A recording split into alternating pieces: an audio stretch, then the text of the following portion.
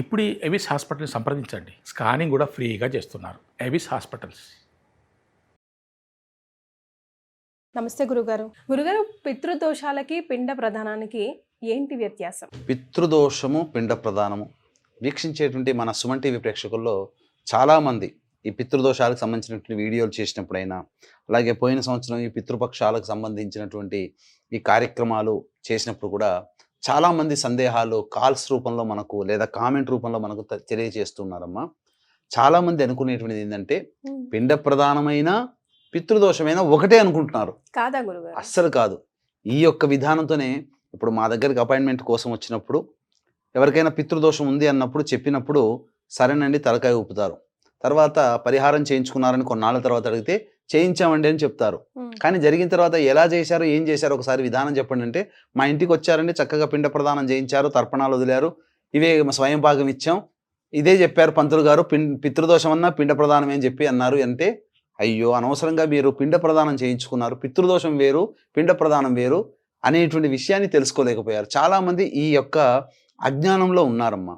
పితృదోషము అనంటే తండ్రి వైపు 7 తరాలు, తల్లి వైపు 4 తరాల్లో కుటుంబంలో ఏవైనా దుర్మరణాలు ఉన్నా, అంటే road accident, fire accident, suicide attempt, నదిలో బావిలో పడి చనిపోవడం, ఇంట్లోంచి వెళ్ళిపోవడం, లివర్ ఫెయిలే, కిడ్నీ ఫెయిలే, క్యాన్సర్తో చనిపోవడం, 60 సంవత్సరాల లోపల అల్పాయుషుతో ఏ విధంగా చనిపోయినా, అలాగే కరోనాతో చనిపోయినా, స్త్రీ హత్య, గోహత్య, బ్రాహ్మణ హత్య, అలాగే పిల్లిని చంపిన, కాలసర్పదోషంలో జన్మించిన, కుటుంబ సభ్యుల మధ్య అవగాహన లేక ఎవరికి వాళ్ళు ఎవరి దారి వారదన్నట్టుగా ఉంటున్నా, కుటుంబంలో ఎవరికి పెళ్ళిళ్ళు కాకుండా ఇబ్బంది పడుతున్నా, పెళ్ళిళ్ళు అయినప్పటికీ సంతానంతో కలగక ఇబ్బంది పడుతూ ఉన్నా, ఎప్పుడు మిస్క్యారీస్ అవుతూ ఉన్నా, అలాగే కులాంతర మతాంతర వివాహాలు కుటుంబంలో జరిగినా, శారీరక మానసిక లోపాలతో పిల్లలు జన్మించినా, అలాగే ఎన్ని పెళ్ళిళ్ళు అయినప్పటికీ డైవర్స్లు అవుతూనే ఉంటుంటాయి, మళ్ళీ కొత్తగా పెళ్లి చేసుకుంటూ ఉంటుంటారు. ఒక సుఖమైన దాంపత్య జీవితం ఒకరి జీవితంలో లేకపోయినా, అలాగే ఇలా ఎన్ని పూజలు చేసినా ఆ పూజా ఫలితం పొందకుండా ప్రయత్నాలన్నీ అక్కడే ఆగిపోయినా, జీవితంలో అభివృద్ధి అనేటువంటిది లేకుండా ఎక్కడ వేసిన గొంగడు అక్కడనే అన్నట్టుగా ఉండి, ఎక్కడ మొదలు పెట్టామో కొద్దిగా ఎదుగుదల ఉంటుంది తప్ప అనుకున్నంత ఎదుగుదల లేకపోయినా, అన్ని నోటి దాకా వచ్చి, అన్ని ప్రయత్నాల్లో నోటి దాకా వచ్చి వెనక్కి వెళ్ళిపోయినా, అలాగే ఇంకా ముఖ్యంగా చెప్పాలంటే ఒక తీరని కోరిక వాళ్ళలో ఉండిపోతుంది. ఇల్లు కట్టుకోవాలనో, కారు కొనుక్కోవాలనో, లేకపోతే మంచి ఉద్యోగంలో స్థిరపడాలనో, కొంతమంది గవర్నమెంట్ కోసం ప్రయత్నం చేస్తుంటారు. అన్ని దాదాపు 3-4 ఇంటర్వ్యూల దాకా వెళతారు, ఇంటర్వ్యూలో ఫెయిల్ అయిపోతారు. ఇట్లాంటివి అంటే అవకాశాలన్నీ ఇక అయిపోతున్నట్టు అనిపిస్తాయి, కానీ ఏది పూర్తి కాకుండా పోతుంటాయి. కొంతమంది వ్యాపారం చేస్తుంటారు, ఇక అయిపోయింది, ఇక ఆ టెండర్లు మనకే వచ్చాయనుకుంటారు, కానీ ఎవరికో పోతుంటాయి. అంత కాన్ఫిడెంట్గా జీవితంలో ఉండి ఒకేసారి డబాలన కింద పడిపోవడం, ఇలాంటి స్థితిలో ఇటువంటి లక్షణాలు ఏ కుటుంబంలోనైతే ఉంటాయో ఆ కుటుంబంలో, ఇంకా చెప్పాలి అంటే మందులకి నయం కాని రోగాలతో బాధపడుతున్నా, తరచూ యాక్సిడెంట్స్కి గురవుతున్నా, అలాగే నరఘోష నరదృష్టి ప్రయోగ బాధలు తరచూ పిల్లల కుటుంబాల మీద పడుతున్నా, ఇవన్నీ పితృశాపాలే. అంటే ఇంట్లో ఎవరిపైన ఎఫెక్ట్ ఎక్కువగా అందరికీ ఉంటుంది, ఒకరి వ్యక్తిగత జాతకం మీద ఆధారపడి. అందుకని చెప్పాను, తండ్రి వైపు 7 తరాలు, తల్లి వైపు 4 తరాలు అనేది లెక్కలో తీసుకోమన్నది. భార్య వివాహం అయింది కదా, దీనికి లెక్కలేదు రాదు కదా అని చెప్పానంటారు. కానీ భార్య వైపు 3 తరాలు, 4 తరాలు, భర్త వైపు 7 తరాలు లెక్కలోకి తీసుకోవాల్సిందే. కాబట్టి ఇలా పితృదోషము అనేటువంటిది లేదా పితృశాపము అనేటువంటి చెప్పినప్పుడు చాలామంది మొబైల్లో తమకు తెలిసినటువంటి సమాచారాన్ని చూసుకొని వాళ్ళకి ముక్కు మొహం తెల్లని వాళ్ళకి ఫోన్లు చేసి వెళ్ళిపోతారు. అక్కడ చేయించేటువంటి పరిహారాల్లో ఎలా ఉంటుందనంటే, యజ్ఞోపవీతం ఉన్నటువంటి కుటుంబాలకైతే ఒక రకంగా చేస్తారు, యజ్ఞోపవీతం లేని కుటుంబాలకి ఇంకొక రకంగా చేస్తారు. తద్వారా మోసపోతున్నారు. పైగా ఇవి చేయించేటువంటి ఆశ్రమాలు భారతదేశంలో 21 చోట్ల ప్రాంతాల్లో ఉన్నాయి.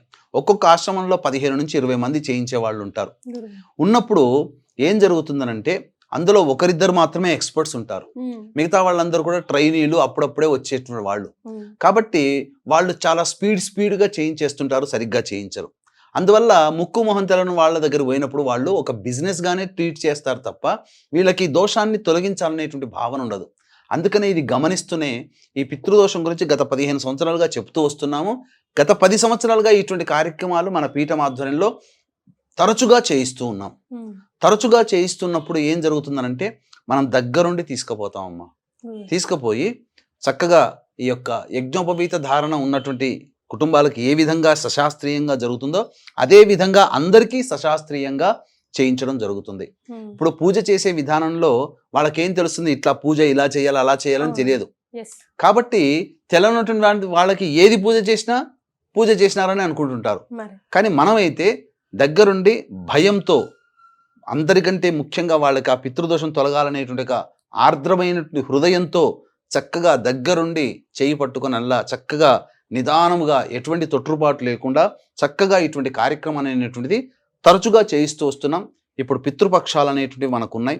ఈ పితృపక్షాలు కూడా ఈ యొక్క పితృదోష నివారణకి అనుకూలమైనటువంటి పరిస్థితి ఉన్నటువంటిది. కాబట్టి మామూలు రోజుల్లో జరిగేటువంటి పితృదోషం కంటే ఈ పితృపక్షాలలో కనుక జయించుకునే పితృదోషం అనేటువంటిది చాలా ఎఫెక్టివ్గా ఉంటుంది, ఫలితాలు శీఘ్రంగా ఉంటాయి. అయితే చాలా మంది ఏమనుకుంటారంటే కోరికలు తీరడం కోసం ఈ యొక్క పితృదోషం చేయించుకుంటుంటారు, కానీ కుటుంబంలో మోక్షాన్ని పొందనటువంటి, ఇలా దుర్మరణం పాలైనారు కదా, వాళ్ళకి మోక్షాన్ని పొందకుండా ఉంటుంటారు. ఆ మోక్షాన్ని పొందని ఆత్మలకి మోక్షాన్ని ప్రసాదించే బాధ్యత ఆ కుటుంబంలో జన్మించిన వారసులది. వాళ్ళు ఇచ్చిన ఆస్తుపాస్తులు మనం ఎలా అయితే అనుభవిస్తున్నామో వాళ్ళకి కలిగినటువంటి ఆ దుస్థితిని పోగొట్టే బాధ్యత కూడా మన మీద ఉంటుంది. కాబట్టి ఆ విధంగా మోక్షాన్ని పొందని ఆత్మల కోసం భావనగా బాధ్యతగా చేయిస్తున్నామనే భావనతో చేసుకోవాలి. దీనివల్ల ఏం జరుగుతుంది, మనకు వరాలు ఇవ్వడం అనేటువంటిది దేవతల కంటే, గుర్తుపెట్టుకోండి, చాలామంది సుమన్ టీవీ ప్రేక్షకులకు తెలియంది ఏంటంటే మనం ఏదో దేవుడిని పూజ చేసి ఆ దేవుడు వరం ఇచ్చాడు అనుకుంటారు. ఆ దేవుడికి వరం ఇచ్చినా ఆ వరాన్ని మనము పొందాలి అని అంటే పితృదేవతల అనుగ్రహం ఉంటే తప్ప ఆ వరాన్ని మనం అనుభవించలేం. వరాలు ఇవ్వడానికి ఏంటంటే ఇస్తాడు, కానీ ఆ వరాన్ని అనుభవింపచేసే శక్తిని పితృదేవ లోకం నుంచే వస్తుంది. మనకు ఈ మానవులకి పితృలోకం నుంచే వస్తుంది. కాబట్టి ఈ పితృలోకంలో మనం ఉన్నాం, ఆ దేవతల యొక్క అనుగ్రహం వల్ల మనకు లభిస్తాయి. కాబట్టి పితృదేవత వల్లనే మనం ఈ యొక్క స్థితిని పొందుతామని చెప్పవచ్చు. అన్నిటికంటే ఈ పితృదోషంతో బాధపడేటువంటి కుటుంబాలలో చాలా మటుకు రిపీటెడ్గా జరుగుతుంటాయి. ఇప్పుడు ఎన్టీ రామారావు గారి కుటుంబంలో అందరూ దుర్మరణాలే. ఒక్కసారి ఎన్టీ రామారావు గారి తండ్రి కొడుకు రామకృష్ణ, మధ్య కొడుకు హరికృష్ణ, ఆయన కొడుకు జానకిరాము, ఎన్టీ రామారావు తమ్ముడి కొడుకు పెద్ద కొడుకు ఆయన, అలాగే కూతురు ఉమామహేశ్వరి, ఎన్టీ రామారావు గారి కూతురు, ఎన్టీ రామారావు గారి మనవరాలు పెద్ద కొడుకు కూతురు, వీళ్ళందరూ అందరికీ కూడా సాక్షాత్తు ఎన్టీఆర్, జూనియర్ ఎన్టీఆర్ కూడా మరణమంచు దాకా వెళ్ళొచ్చాడు దుర్మరణంకి, కార్ యాక్సిడెంట్. ఇలా దుర్మరణాలు జరుగుతుంటాయి. ఇప్పుడు ఇంకా చెప్పాలి అంటే ఇప్పుడు బిగ్ బాస్ 8 సీజన్లో నాగమణికంఠ అనేటువంటి అబ్బాయి ఉన్నాడు. అతని తండ్రి కూడా అతను చిన్నగా ఉన్నప్పుడు యాక్సిడెంట్లో పోయాడట. తర్వాత ఏమైపోయింది, కుటుంబం చిన్న భిన్నం అయిపోయింది. ఇప్పుడు ఏకాకిగా మిగిలాల్సినటువంటి పరిస్థితి వచ్చింది. వివాహం చేసుకున్న అక్కడ ఈ యొక్క సంబంధించినటువంటి ఆడపిల్లే పుట్టింది. అంటే ఈ యొక్క పితృదోషంలో ఒక లక్షణం ఏంటంటే కేవలం ఆడపిల్లలే సంతానంగా ఉంటారు, పురుష సంతానం ఉండదు. అలాగే కులాంతర మతాంతర వివాహాలు జరుగుతూ ఉంటాయి. కాబట్టి ఈ పితృశాప ప్రభావం, ఉదయ్ కిరణ్ జీవితం చూసుకోండి, వాళ్ళ అన్నయ్య సూసైడ్ చేసుకున్నాడు MBBS చదివే సమయంలో, ఇతను సూసైడ్ చేసుకోవాల్సి వచ్చింది. అంటే ఒక తరంలో దుర్మరణం జరిగితే అది మళ్ళీ మారుబలులను కోరుకుంటుంది. కాబట్టి అది మొత్తం కంటిన్యూషన్, మా దోషం పోయేంత వరకు ఆ విధంగా మారుబలులు జరుగుతూనే ఉంటాయి. కాబట్టి ఖచ్చితంగా వీక్షించేటువంటి ప్రేక్షకులు ఈ యొక్క పితృదోష నివారణ అనేటువంటిది జరిపించుకోవాలి. ఖచ్చితంగా జరిపించుకునే జీవితంలో అభివృద్ధి అనేటువంటిది ఉంటుంది. చాలా మందికి పెళ్లిళ్ళు కాకపోయినా, సంతానం కలగకపోయినా ఈ పితృదోషమే కారణం. అమ్మ జాతకం చూస్తే అంతా బాగుందంటారు, డాక్టర్ల దగ్గరికి పోతే అంతా మంచిగా ఉంది, ఇంకా హ్యాపీ అని అంటారు, కానీ వాళ్ళు సమస్యలతో సతమతం అవుతుంటారు.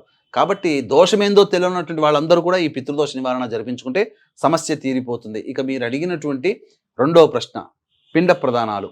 కాబట్టి ఇక్కడ ఏంటనంటే ఈ పితృదోష నివారణకి మన పీఠం ఆధ్వర్యంలో సశాస్త్రీయంగా ఈ నెల 25 మరియు 30 తారీఖుల్లో జరిపించడం జరుగుతుంది.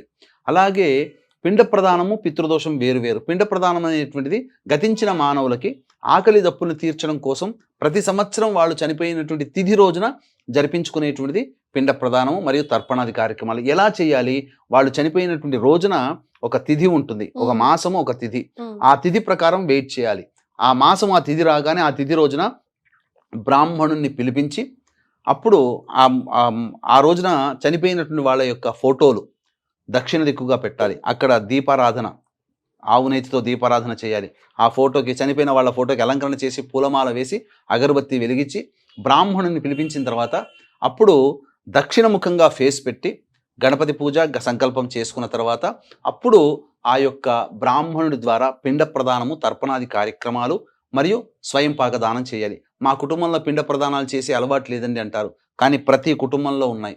యజ్ఞోపవీత ధారణ ఉన్నటువంటి కుటుంబాలకి అన్నప్రసాదంతో పిండము పెడితే, మిగతా వాళ్ళకి బియ్య పిండి, యవల పిండి, అలాగే గోధుమ పిండితోనైనా కానీ పిండ ప్రదానాలు చేయవచ్చు.